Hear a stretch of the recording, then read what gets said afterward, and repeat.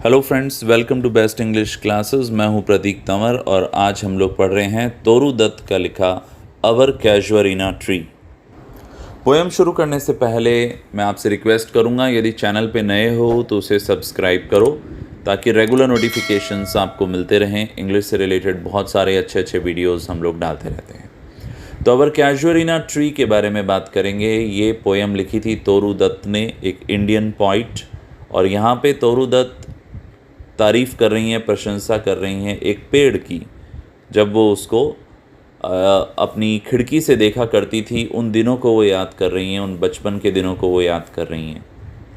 तो यहाँ पे देखते हैं हम लोग किस तरीके से उसको डिस्क्राइब किया है। सीधा चलते हैं लाइन टू लाइन डिस्क्रिप्शन के ऊपर।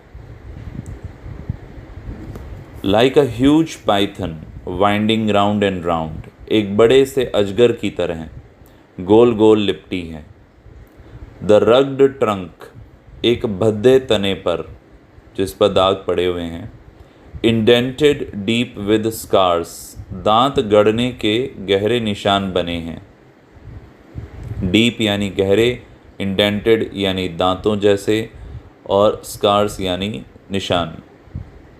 Up to its very summit near the stars, बेल उसके ऊपर तक जाती है।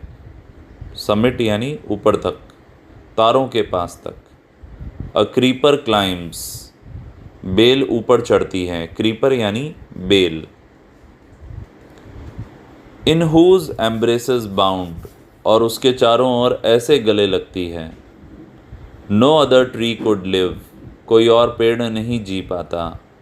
बट गैलेंटली, बहादुरी से। The giant wears the scarf, राक्षस ने स्कार्फ पहना हो। एंड फ्लावर्स आर हंग, और फूल लटके हैं। ठीक है, इसको एक बार रिवाइज करते हैं। तो ये पोएम शुरू हुई है पेड़ के डिस्क्रिप्शन से। पोइटेस कह रही है कि जो बेल है, क्रीपर है, उसने अपने आप को गोल गोल घुमा लिया है इस तने के ऊपर जो रग्ड है। और ये ऐसे लग रहे हैं जैसे कोई बड़ा सा पाइथन हो, अजगर हो, और इस पर गहरे निशान बन गए हैं ट्रंक के ऊपर। पर पेड़ इतना स्ट्रांग है, इतना मजबूत है कि ये उस क्रीपर पेड़ के टाइट होल्ड को भी सहन कर पा रहा है। पेड़ बहुत ही गैलेंट है, बहादुर है, क्योंकि बहुत कम ही पेड़ ऐसे होंगे जो सरवाइव कर पाएँ, बच पाएँ इतने ज़बरदस्त होल्ड से बेल के। अब हम आगे देखते हैं। नेक्स्ट है इन क्रिम्सन क्लस्टर्स। पहले वाली लाइन में हमने पढ़ा था कि फूल हैं, फूल लटके हुए हैं। कौन से कलर के? Crimson colours, Lal.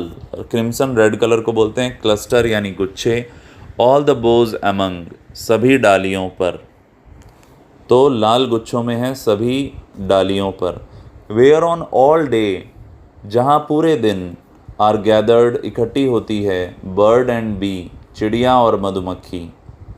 And oft at nights the garden overflows, और रातों में बगीचा भर जाता है।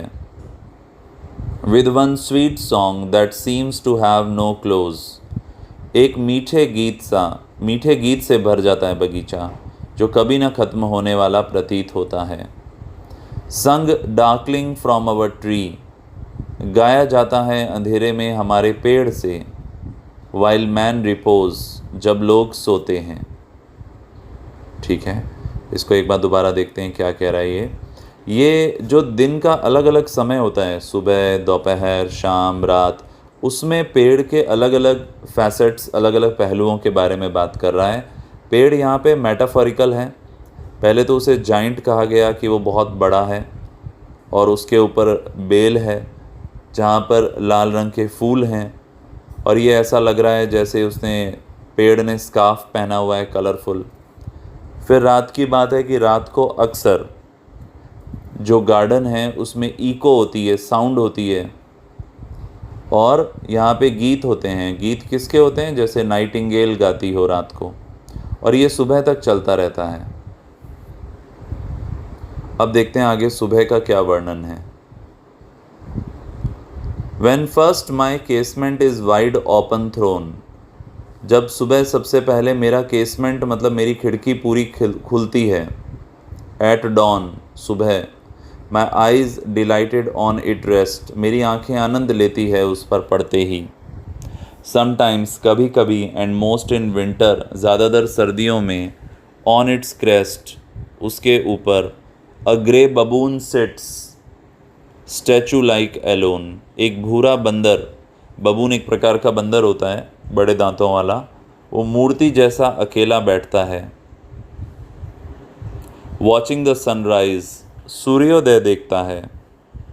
वाइल ऑन लोअर बोज, जबकि निचली डालों पर, his puny offspring leap about and play, उसके छोटे बच्चे कूदते हैं, खेलते हैं। ठीक है, आगे क्या जिक्र है कि जब सुबह पोइटस उठती है और अपनी विंडो खोलती है तो खुश हो जाती है कैजुरिना ट्री को देखकर, और सर्दियों में एक भूरे रंग का बबून वहाँ बैठता है और सनराइज़ देखता है और उसके बच्चे नीचे कूदते हैं और खेलते हैं डालियों पर। आगे क्या डिस्क्रिप्शन है देखते हैं हम। एंड फार एंड नियर कोकिलाज हेल द डे, और दूर की और पास की जो कोयलें हैं, कोयल पक्षी हैं, वो दिन का अभिवादन करती हैं। हेल यानी अभिवादन करना।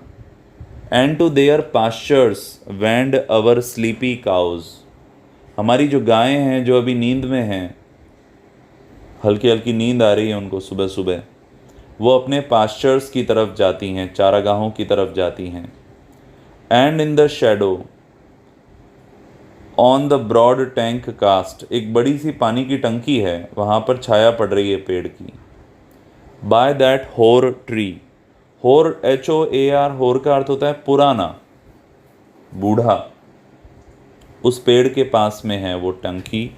सो ब्यूटिफुल एंड वास्ट, बहुत ही बड़ा सुंदर।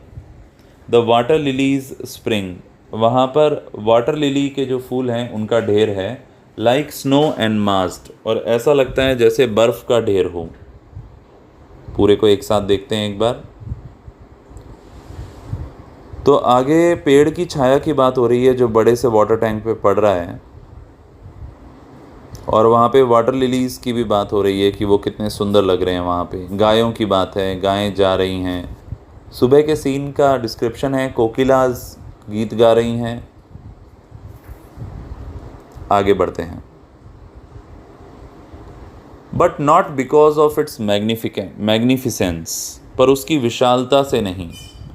Dear is the casuarina to my soul, प्यारा है कैजुअरिना मेरे दिल के। Beneath it we have played, इसके नीचे हम खेले हैं। दो ईयर्स में रोल, यद्यपि कई साल बीत गए। ओ स्वीट कंपेनियंस, ओ प्यारे साथियों। लव्ड विद लव इंटेंस, जिन्हें खूब प्यार किया था। फॉर योर सेक्स, तुम्हारी खातिर। Shall the tree be ever dear, मुझे ये पेड़ हमेशा प्यारा रहेगा। अब फ्रेंड्स, ये क्या बात चल रही है मैं आपको बताता हूँ। एक्चुअल में बचपन में तोरू दत्त जो अपनी पोइटस है, उसके ब्रदर और सिस्टर, उसके ब्रदर का नाम था अबजू और सिस्टर का नाम था अरू।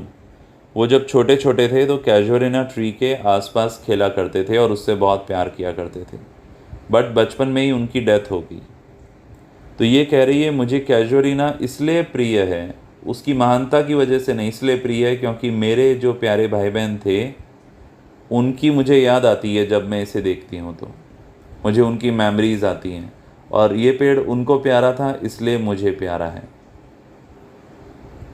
हम लोग यहाँ पर खेला करते थे, हमारी हैप्पी मेमोरीज़ हैं यहाँ पर। और यहाँ पर वो नेचर की थीम को इसलिए लेकर आई हैं ताकि थोड़ा सा उनके दिल का जो बोझ है वो हल्का हो जाए। अब आगे देखते हैं क्या हो रहा है। अच्छा, ये जो यादें हैं सारी कलकत्ता की यादें हैं। अब पढ़ाई के लिए वो फ्रांस में हैं, इटली में हैं, विदेशी धरती पर हैं। तो अब देखते हैं आगे क्या होता है। ब्लेंड विद योर इमेजेस, तुम्हारी तस्वीरें मिल गई हैं, उठती हैं in memory. Till the hot tears blind mine eyes, मेरी यादों में तुम्हारी तस्वीरें मिल गई हैं, वो यादें मुझे आती हैं, और ये तब तक आती हैं जब तक कि till the hot tears blind mine eyes, जब तक गर्म आंसू मेरी आँखों को अंधा नहीं कर देते। What is that dirge like murmur that I hear, ये कैसे रोने की आवाज़ मुझे सुनती है। Like the sea breaking on a shingle beach, जैसे समुद्र टकरा रहा है कंकर वाले समुद्री किनारे से। It is the trees lament on eerie speech, ये पेड़ विलाप कर रहा है एक भयानक आवाज़ में।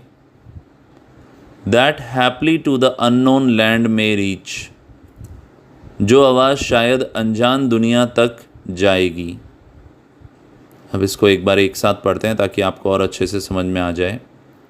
तो अब मैंने आपको बताया पोइटस बहुत दूर रहती है, पर वो कह रही है मुझे अभी भी पेड़ के रोने की आवाज़ें सुन रही हैं। नेक्स्ट है अननोन, अनजान, मतलब यहाँ पे ऊपर बात चली थी ना कि एक अननोन लैंड पे वो आवाज़ जाएगी, उसके रोने की आवाज़ अननोन लैंड तक जाएगी। अननोन लैंड कहाँ है? जहाँ पे उसके भाई बहन अब मरने के बाद चले गए हैं, वहाँ तक भी उस पेड़ की आवाज़ जाएगी। भले ही वो अनजान हो फिर भी वेल नोन है to the eye of faith, भरोसे की आंखों से जाने पहचानी जगह हैं वो। Ah, I have heard that wail far far away, उफ मैंने सुना है सिसकी को, वेल मतलब रोना, सिसकना, सुबकना, दूर दूर तक। इन डिस्टेंट लैंड्स, दूरस्थ स्थानों में, क्योंकि अब ये दूर रहती है। बाय मैनी अ शेल्टर्ड बे, अनेक शरणीय किनारों पर, समुद्री किनारों को बे बोलते हैं। When slumbered in his cave the water wraith, जब नींद में दिखी उसकी गुफा में जल प्रेत आत्माएं। ये रेत क्या होता है मैं आपको बताता हूँ, WRAITH। रेत उस रूह या आत्मा को बोलते हैं जो मरने के तुरंत बाद बॉडी में से निकलती हुई दिखाई देती है। तो स्टोरीज़ में, इमेजिनेशंस में इस तरह की चर्चा बहुत होती है। And the waves gently kissed the classic शोर, और लहरों ने चूमा समुद्री किनारे को। यहाँ पे पेड़ का पर्सोनिफिकेशन किया गया है, पेड़ भी अपना दुख जता रहा है, उसकी रोने की आवाज़ों को बताया गया है। अब ये जो क्लासिक शोर हैं ये कहाँ के हैं? फ्रांस या इटली के, जहाँ वो अब रहती है पढ़ाई के लिए। बीनीथ द मून, चांदनी में। व्हेन अर्थ ले ट्रांस्ड इन अ ड्रीमलेस सून, जब पृथ्वी समाधि में थी एक स्वप्नहीन बेहोशी में। ड्रीमलेस मतलब स्वप्नहीन, सून यानी बेहोशी, ट्रांस यानी समाधि। And every time the music rose, जब भी संगीत बजता था, बिफोर पहले, mine inner vision rose a form sublime, मेरी अंतरात्मा में आकृति उभरती थी। दाय फॉर्म, तुम्हारी आकृति। ओ ट्री, ओ पेड़। As in my happy prime, जिसे मैंने बचपन में देखा था, जैसा मैंने बचपन में देखा था। आई सॉ दी, मैंने तुम्हें देखा था। In my own loved native clime, मेरे अपने प्यारे मूल मौसम में, यानी बंगाल में, कलकत्ता में। तो मुझे वो सीन याद आता है। देयरफॉर आई फेन वुड कंसिक्रेट अ ले, इसलिए मैं तुम्हें अर्पित करती हूँ एक गीत। ले मतलब लिरिक, एक गीत।